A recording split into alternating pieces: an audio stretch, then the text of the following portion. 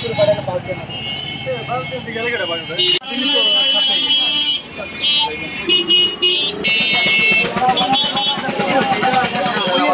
Galachipa college পাড়া পানির ট্যাঙ্কির অপোজিটে 3 মোড় যেটা আমরা বলি, এখানে এই মহিলা আসলে প্রায় 1-1.5 মাসের উপরে এখানে আসছে। কোথা থেকে তাও আমরা ভালোভাবে জানি না, কিন্তু এদিকে আমার সর্বপ্রথম সোহান, রাতুল আরো কয়েকজন ছিল।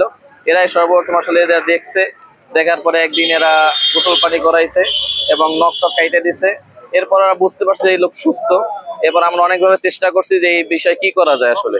এরপর কয়েকটা বৃদ্ধাশ্রমে আমরা যোগাযোগ করছি, ওনারা বলছে যে এখানে মেয়রের কাগজ লাগবে, চেয়ারম্যান সার্টিফিকেট লাগবে, ডিজির কাগজ লাগবে, মানে থানায় ডিজির পেপার একটা লাগবে। এইগুলো তো আসলে খুব তাৎক্ষণিক করা খুব কষ্ট।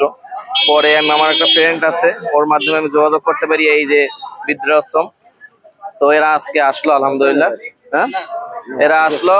তো এখন তো দেখতেই পাচ্ছেন আসলে কি অবস্থা।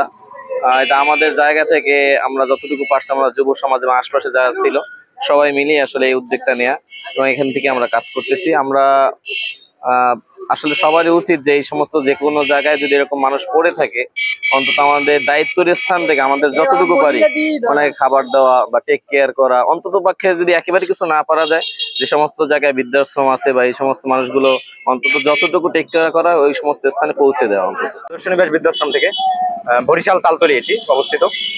আমরা গত কিছুদিন আগে মাহমুদ হাসান ভাইয়ের মাধ্যমে জানতে পারি এই জায়গায় একজন বেওয়ারিশ পড়ে আছে।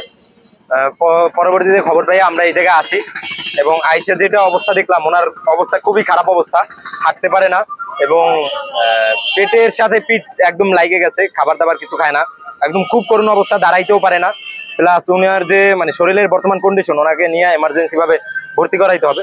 তারপর ওনার যদি সুস্থ হয় আলহামদুলিল্লাহ, তো ওনার পরিবারের খোঁজটা করবো। আর যদি সুস্থ নাও হয় তাহলে আমরা ওনার যতদিন উনি বেঁচে আছে ততদিন চিকিৎসা এবং ওনার আশ্রয় আমাদের ওই জায়গা হবে।